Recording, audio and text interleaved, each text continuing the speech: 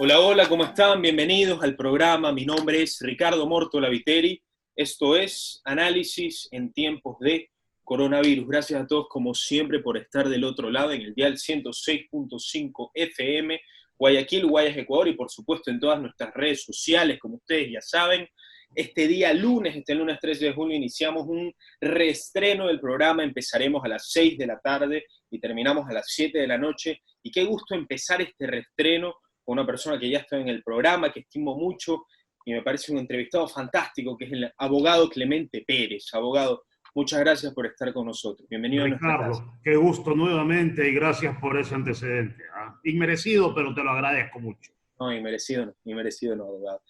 Abogado, me gustaría preguntarle, hace 8 años usted dio una entrevista sobre el caso de Ricardo Lamotta.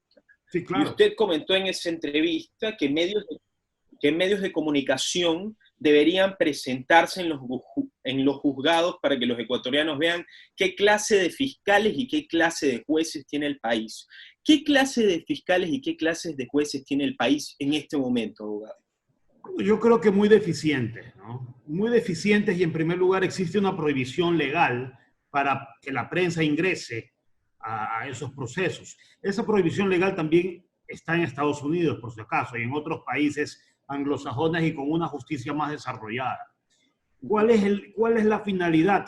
La finalidad es de que la prensa no pueda hacer un talk show de un proceso judicial. Y yo creo que eso tiene que ser modulado.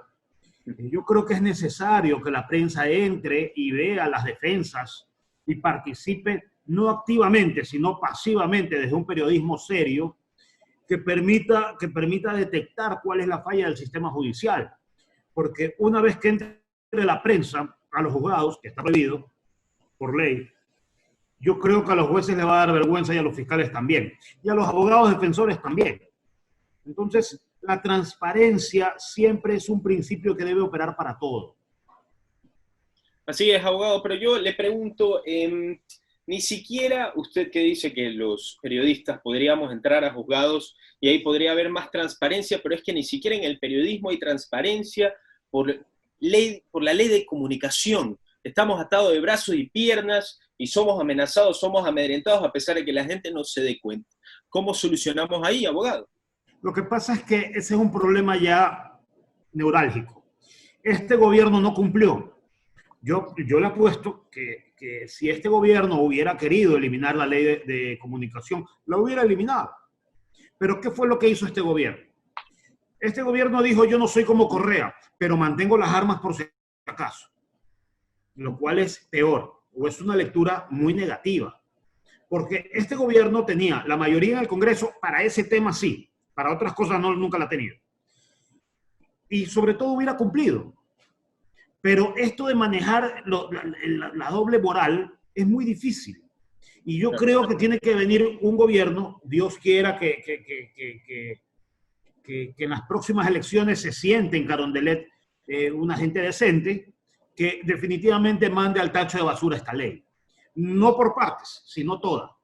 Así es. Abogado, para entrar al tema electoral en unos minutos, me gustaría preguntarle antes, hoy día se dio el primer debate de la ley de extinción de dominio, que su objetivo, se lo explico a la audiencia, es regular el proceso de extinción de dominio a favor del Estado sobre los bienes de procedencia y destino relacionados con ciertas actividades ilícitas. Esta ley se propuso hace un año y ya está en debate y está a punto o está muy cerca de ser aprobada. ¿Qué opina de esta ley? ¿Sabes qué va a pasar cuando esa ley salga? Absolutamente nada. Nada. Yo creo que nada. Yo creo que eso es un saludo a la bandera y te explico. Porque si bien es cierto, la presunción de que tú tienes un inmueble o un bien determinado que nace de la corrupción, un fiscal perfectamente puede ponerte prohibición de enajenar y posterior remate de tus bienes. Es decir, no necesitamos esa ley. No, esa ley es demagógica, creo yo. No necesitamos esa ley para quitarle los bienes a los corruptos. Lo que sí ha habido es falta de confianza o falta de poder político que llegue a esto, ¿no? Sí, pero abogado, estamos hablando no solamente en ese caso, sino que también estamos hablando pues de 60 artículos que tiene esta ley que va que hasta los inmuebles venidos de la corrupción, hasta heredados, pueden ser quitados. Entonces, ¿de qué estamos hablando exactamente? ¿Usted cree que si esta ley es puesta no se va a hacer porque no sirve o no se va a hacer porque no se quiere hacer? Porque no existe la voluntad política. Te doy un ejemplo. ¿Cuántos bienes se le quitaron a los Isaías? Se les quitó un pocotón de bienes. TC, Gamavisión, el tema del azúcar, es decir, la zafra, el ingenio, y cualquier cantidad de bienes fueron incautados. ¿Qué se necesitó? La voluntad de esa época de Carlos Bravo de tomar la decisión, el apoyo político, y se hizo. Así es. ¿Cuál es la diferencia entre esa época y ahora? No hay ninguna diferencia, están las mismas leyes. Entonces, el Ecuador no necesita más leyes, lo que necesita es más voluntad política para hacer las cosas. ¿Cómo se gana voluntad política, abogado? Eso con el ejercicio del poder. Definitivamente, si algo bueno tenía Rafael Correa, era que él sabía ejercer el poder. ¿Por qué? Porque el poder emanaba del pueblo. ¿Por qué Rafael Correa era un hombre poderoso? Nos guste o no nos guste. ¿Por qué? Porque su poder emanaba de sus votos. En el caso del señor Moreno, el señor Moreno no llegó con sus votos al poder. Llegó con los votos del señor Rafael Correa. Ahí su debilidad. Y ahí su debilidad institucional.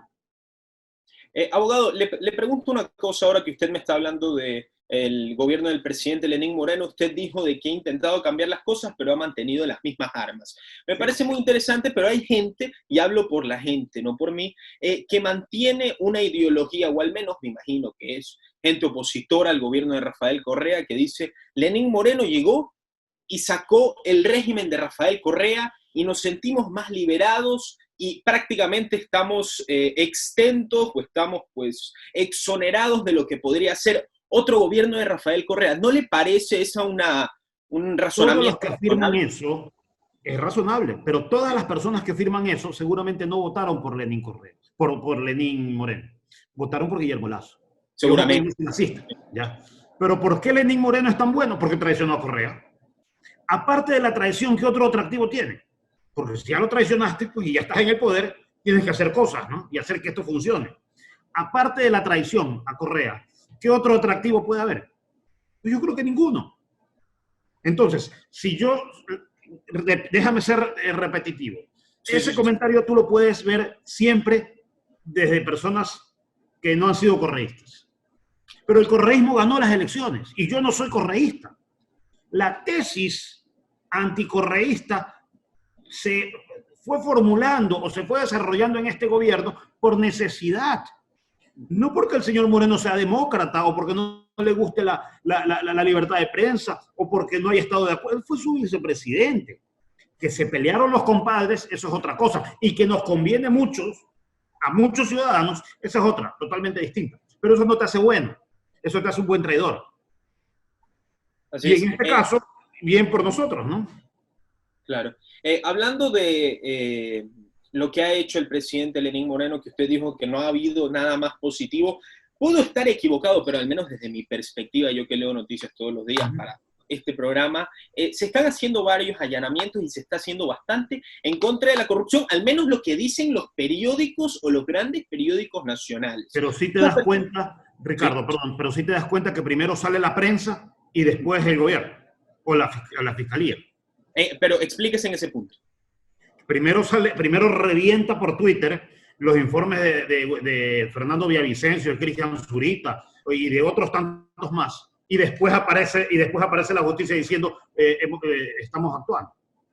Así es. Sí, pero para darle un ejemplo, la entrevista que le hizo, me acuerdo, Fernando del Rincón a Diana Salazar en CNN, Diana Salazar cuenta que varias de las investigaciones que se hicieron en contra de Correa se hicieron por medio o se iniciaron por los procesos investigativos periodísticos de Fernando Villavicencio y de varios medios de comunicación. Entonces, lo que nos trata de decir, abogado, si no lo entiendo bien, es que aparte del periodismo investigativo, carece experiencia y carece eficacia en la Fiscalía Nacional, aparte de A todos, ver, de todos sus funcionarios. en el caso que tú acabas de mencionar, ¿Sí? se conjugan dos cosas. El periodismo de investigación, por un lado, y por otro lado, la necesidad política de sacar a Correa del medio. Y yo no soy correísta, pero es una verdad.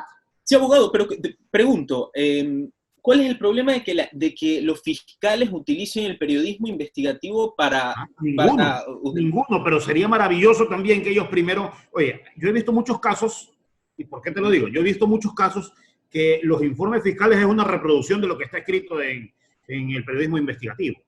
¿Ya? O sea, lo interesante sería que la fiscalía actuase sola. Ojo, que yo creo que Diana Salazar es una de las mejores fiscales de los últimos tiempos. Sí, estamos de acuerdo. ¿Ya? Es decir, no Sí. podemos decir que no. Ahora, esta mujer, por supuesto, no se da con tanto, pero yo sí creo que la fiscalía debería estar un paso adelante del periodismo de investigación. Yo pienso que el periodismo de investigación debe estar pensando qué está haciendo la fiscalía y no ellos mismos investigando como que si fueran fiscales. Abogado, le pregunto, ¿por qué cree que el periodismo investigativo lleva más lejos que la fiscalía? Porque tiene más tiempo, ha estado reprimido mucho tiempo en el correísmo y porque definitivamente son profesionales, pero eso no le quita a nadie. Sí, Eso no le quita a nadie. El problema es cuando ese mismo periodismo investigativo se corrompe, también se corrompe el proceso. Que no digo que ha pasado, cuidado, pero yo creo que la fiscalía está para investigar. Si resulta que no investiga el periodismo investigativo, ya que bien, gracias por hacerme la tarea, pero tienes que investigar algo. Abogado, para entrar al tema electoral, antes quisiera preguntarle, le hice esta misma pregunta el otro día, me parece que al abogado Franco, que estuvo con nosotros también en el programa, quedan 8 meses o quedan 10 meses para que finalice el mandato del presidente Lenín Moreno, que usted ha dicho en este programa que aparte de sacar el correísmo no ha tenido ninguna buena nota. ¿Cómo podría cerrar de mejor manera los 10 meses que le quedan? Para cerrar y decir, bueno, hizo lo mejor que pudo o hizo lo que se podía hacer. Le tocó vivir cosas muy fuertes como octubre. Uh-huh.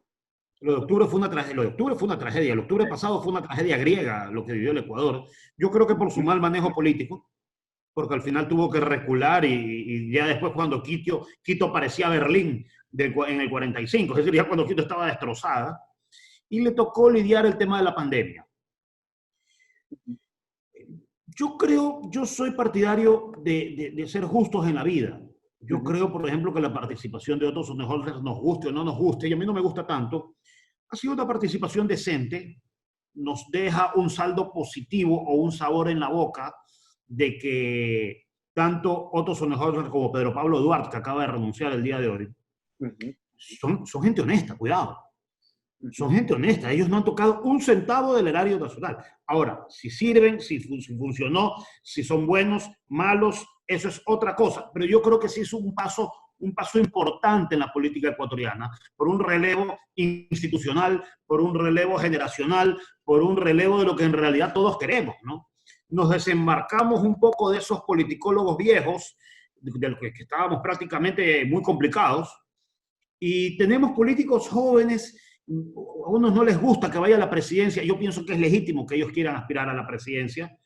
Ahora vamos a ver de qué está hecho, si tienen madera o no madera política, porque una cosa es siendo vicepresidente, otra cosa es estando en una campaña pelo a pelo.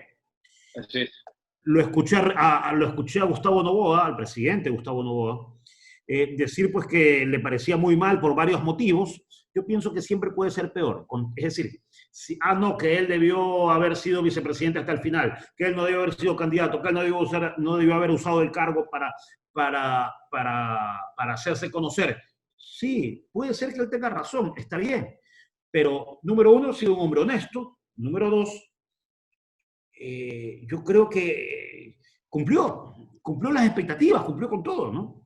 Sí, abogado Pérez, usted dijo que le parece un hombre honesto y que no ha tocado un solo centavo tanto Otto como Pedro Pablo Duarte, pero dijo que a usted no le gusta tanto. ¿Se puede saber por qué? No, porque yo no descifro todavía cuál es la línea política de él.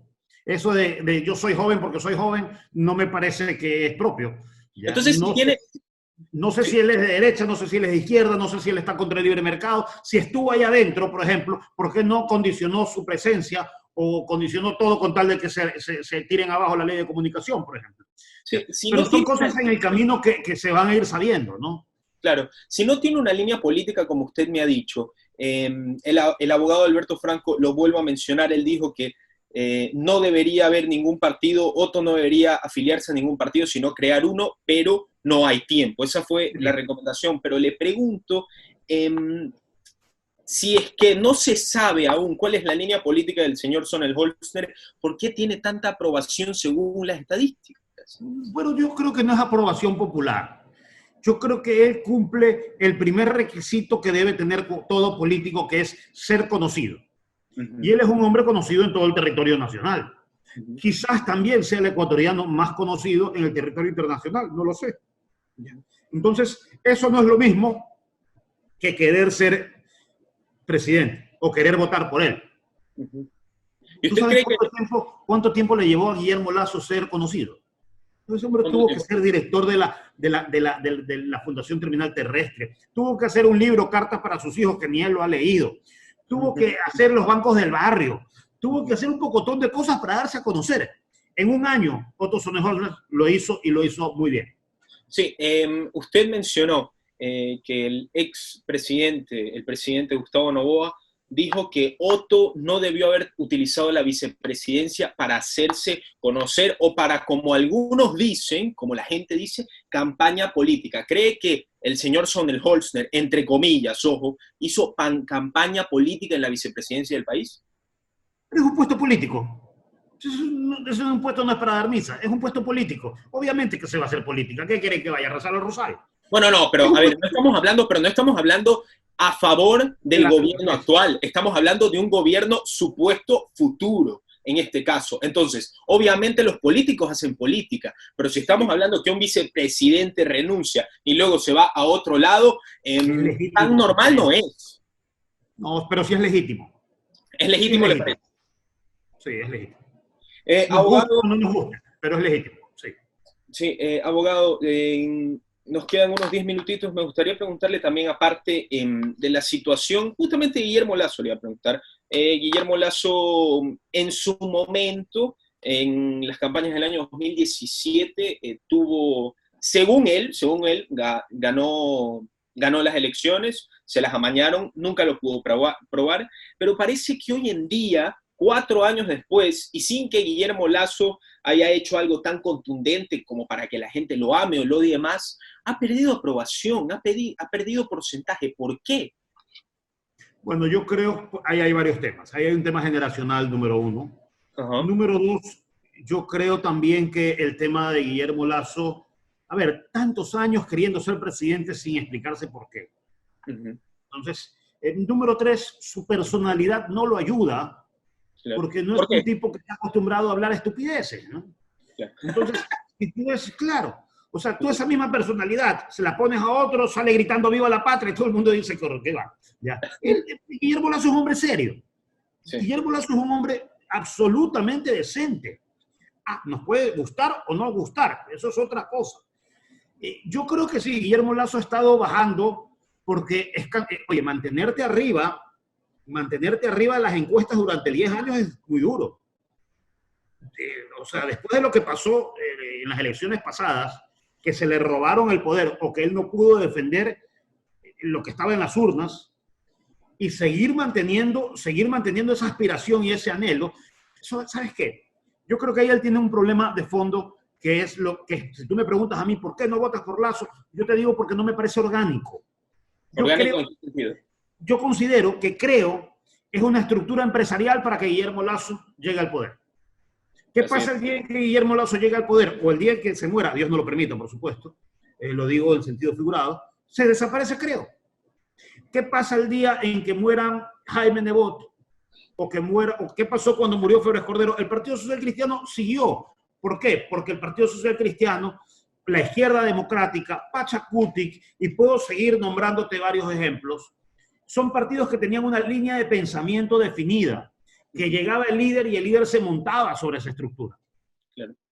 Entonces, a mí me parece que es una ensalada que nadie sabe con qué se come, y ahí tú ves que no es un movimiento orgánico, no hay como decir, yo creo que el partido Creo me va a sacar de la pobreza. No, señor, es en realidad lo que tú estás diciendo. Yo creo que Guillermo Lasso me va a sacar de la pobreza. Entonces, y de paso que tienes un bloque de asambleístas tan poco liderados y tan difusos, por decirlo menos, que desdice todo el liderazgo de él a lo interno, ¿no? Así es. Abogado, justamente usted me dijo si es que Guillermo Lasso en un caso ya no estaría más en el movimiento, simplemente el movimiento desaparecería. Pero Claro. yo me pongo a pensar en el ámbito de cada situación, no en la situación política, sino en la situación de la vida personal y profesional de cada uno de los candidatos que vive. Podemos poner muchísimos nombres, pero entre los favoritos, en así decirlo, o los que más se han escuchado, hemos escuchado a Otto Sonnenholster, a Guillermo Lasso, etcétera, etcétera, el candidato del Partido Social Cristiano, el candidato del correísmo, si es que hay candidato del correísmo, y si es que nos ponemos a hacer una evaluación política es complicado, porque al final alguien llega al poder, pero uno nunca sabe cómo va a gobernar. Nosotros pensábamos cuando llegó Lenín Moreno que iba a llegar como un candidato de Rafael Correa y se desmarcó de Correa. Entonces no sabemos cómo se gobierna. Pero entonces juzguemos personalmente. Si hablamos de Guillermo Lasso, hablamos de una persona ya de avanzada edad. Perdón. Hablamos Lo de que tú estás haciendo es lo correcto, Ricardo. Cuando ya el movimiento no te deja, tienes que analizar el ser humano. Exacto, Claro, porque estoy de acuerdo cuando contigo. se llega al poder, Sí, al entonces yo final me del pongo a día votas por el ser analizar. Si humano. Estoy analizamos, totalmente de acuerdo con lo que tú has dicho. Sí. correcto, entonces si nos ponemos a analizar, ¿por qué ser humano cree que le favorecería más votar al país? Si yo me pongo a pensar en Otto Sonnenholzer, etcétera, hagamos la suposición, Guillermo Lasso es una persona de avanzada edad, es una persona, es un gran empresario, lo ha demostrado, el dueño de Banco de Un Guayaquil, hombre etcétera, decente, ¿no? Un hombre etcétera. decente. Entonces yo me pregunto cuál es, no el rencor, pero la mala cara que le podemos hacer los ecuatorianos a esta persona que después de la presidencia ya no le queda nada en el ámbito, que lo ha hecho todo. Es millonario, es un empresario reconocidísimo en el país, va a ganar una elección, después no le queda nada. Entonces no tiene nada que perder, por así decirlo. ¿Qué esperamos mal de Guillermo Lasso en el poder? Pregunto yo. La respuesta, Donald Trump. También era Donald un Trump. hombre que tenía todo. Era un hombre Bueno, que pero tenía... quitando el tema del coronavirus, ¿le parece que Trump hizo las cosas mal en Estados Unidos? Yo creo que los gringos están felices con Donald Trump, ¿verdad? Sí, Los claro que sí, migrantes no, claro que sí. los migrantes no creo. ¿Ya? Pero es un presidente definitivamente, es un animal político, o sea, es un hombre peligroso. Un hombre que juega todos los días con pasarse de la raya y se las pasa muchas veces. Claro. Yo no soy quien para decir si Donald Trump es bueno o malo, pero lo que te quiero decir, no el hecho de que seas millonario o el hecho de que seas exitoso en la vida privada, no significa que vas a ser exitoso en la vida pública. No, claramente, no, estamos de acuerdo, pero si es que nos ponemos en el análisis personal, le pregunto a usted, quitando todos los ideales políticos, como persona, como ser humano, como líder de familia, como usted lo quiera llamar, por carácter, por liderazgo, ¿por quién votaría usted? Bueno, es que no tengo claro los candidatos totalmente. Bueno, con Yo los no candidatos que estamos ahora, abogado, para hacer una dinámica, una dinámica. A ver, yo quisiera, te soy honesto, y quizás tú me vas a decir, es que es tu amigo, es tu amigo, es tu amigo. Puede ser, pero sí, si tú me preguntas quién debería ser presidente, yo te digo Henry Bucalón. Es joven, decente, sabe de administración pública, tiene un liderazgo importante que solo ha ganado plomo a plomo, lo conozco en lo personal y creo que él sería un extraordinario presidente de la República. Si tú me preguntas, si la mamá vota por él o no vota por él, eso es otra cosa. ¿Ya? Pero lo que te quiero decir, si tú analizas el caso, por ejemplo, de Henry Bucalón a Guillermo Lasso, son algunas generaciones de promedio. Así es, así es. Yo creo que necesitamos políticos que no se vayan a vivir a Bélgica o que no se vayan a morir pasado mañana, sino que se queden con su juventud, con su esposa, que tengan una casa en Los Ceibos o una casa en no sé dónde y que sepamos dónde irlos a ver en el caso que han hecho mal. ¿Sí me explico? El presidente de la República no debe ser una figura muy apartada de la sociedad, como un semidios, que nadie lo ve, que solamente lo ves por televisión los sábados. No, señor. Necesitamos un presidente de la República que tenga esposa, hijos, que sea honesto, que sepa, que tenga un contacto importante con la gente y sobre todo que el día de mañana, si lo hace mal, tú te puedas ir a visitarlo en Navidad y decirle, oye, te has equivocado. Así es. Abogado, un par de preguntas más para terminar la entrevista. Me gustaría hablar. El abogado Jaime Nebot, pues ha sido un gran alcalde de Guayaquil, tiene muchísima aprobación. Cuando salió, de la alcaldía de Guayaquil, me parece que se fue con una aprobación de más del 80%, que es Es una una barbaridad. locura. Que es una locura, ha sido un gran alcalde y la gente se esperaba que fuera un gran candidato y un gran presidente. Bueno, ¿Por qué no se él, lanzó abogado? él tiene 18 años diciendo que no, número uno. Número dos, yo creo que todos hubiéramos querido que él sea candidato a presidente, pero ¿qué nos deja Jaime Nebot? Jaime Nebot nos deja a Cristina Reyes, a Doménica Tabaqui, a Henry Cucalón, Vicente Tayano, Henry Kronfler, César Ron, todas las personas que te he nombrado, y creo que estoy siendo deshonesto en usar mis... Yo creo que hay muchísimos más. Jaime Nebot deja una generación de cuarentones, por decirlo menos, Sí. poquito más, poquito menos, que van a ser el futuro del país. Ahora, si él no quiso ser, fíjate tú, no es posible que la voluntad de un país o el futuro de un país esté en manos de un señor. ¿Y qué pasa si le daba coronavirus a Jaime Nebot y no podía? ¿Y qué pasa si él simplemente quiere ser abuelo y disfrutar de sus nietos? O sea, no podemos decir él es el hombre y si no es él, viene el diluvio. Ya, No. pero ahí yo le hago la pregunta. No se lanzó de vicepresidente, pero una de las excusas, o no, una excusa, me reformulo, una razón, una de las razones que dio fue la consulta popular. ¿Qué opina de esta consulta popular? ¿Cree que es una razón verídica por la cual no se lanzó o le pareció una cortina de humo? A mí me parece una cortina de humo, te soy honesto. Una cortina de humo. Sí. ¿Le parece esa consulta necesaria y importante? A ver, hay puntos interesantes, pero ya ha habido otras consultas. Hemos vivido algunas consultas populares y el país no ha cambiado. Leí un tuit de Ricardo Novoa que con justa razón decía, eso que propone la consulta popular, a lo mejor un presidente puede tenerla con un buen ministro de Finanzas, con un buen ministro de Agricultura, con un buen director del IES. Sí y no. La consulta popular, para bien mantenida, o sea, yo no digo que sea una locura. A ver, ¿quién no quiere que ya los políticos dejen de meterle mano a la plata del IES? Yo creo que eso queremos todos. Yo creo que eso queremos todos. Pero no hay una norma que obligue o que sea vinculante como la consulta popular, que prácticamente te obliga a cualquier gobernante a hacerlo. Y así en todos los 10 puntos, ¿no? Así es, abogado. Cortito, le pido la respuesta. Comentemos muy cortito el caso de Daniel Salcedo. Daniel Salcedo, pues como ustedes saben, se accidentó en Tumbes, Perú. Se supone que el avión, o no se supone el avión, el dueño era Alfredo Adún, que está en prisión preventiva con grillete electrónico. Y Daniel Salcedo en este momento, cuando se levantó hace unas semanas o hace unos días, dijo que no recordaba nada desde el año 2017 o 16 para atrás. ¿Cómo cree que culminará este caso, abogado? Yo creo que primero debería cambiar de abogado. ¿Ya? ¿Por qué? ¿Por qué? Porque lo está haciendo, el abogado está haciendo un pésimo, le está dando malos consejos, número uno. Número dos, hoy día ¿Qué creo que le hubiera aconsejado a usted? que diga la verdad. ¿Cuál es la verdad? Y en base a una verdad aportamos y hacemos una estrategia para poder beneficiarse de alguna forma. Pero ¿Y si la verdad lo inculpa para irse a la cárcel? Bueno, por eso tiene ese tipo de abogados, ¿no? Sí. Bueno, ya, pero en el caso de que un abogado está para defenderte, así seas culpable, ¿qué le hubiera recomendado a usted para su beneficio? Si dice la verdad, lo está lanzando los cocodrilos. Bueno, tendría él que haber planteado otro tipo de respuestas no tan tontas, ¿no? Eso de decir que primero huyó, pero resulta que él no huyó a Perú. Él solamente estaba de viaje a Perú para poder defenderse en libertad. Ah, no se estaba fugando. Así es. No era fuga, era un viaje a Perú para poderse defender en libertad. Son tonterías, ¿no? O sea, yo de abogado ni siquiera hubiera tocado eso. ¿Cambiaría de abogado y qué más cree que debería hacer el señor Daniel Salcedo? ¿Cómo cree que culminará esto? Yo no sé,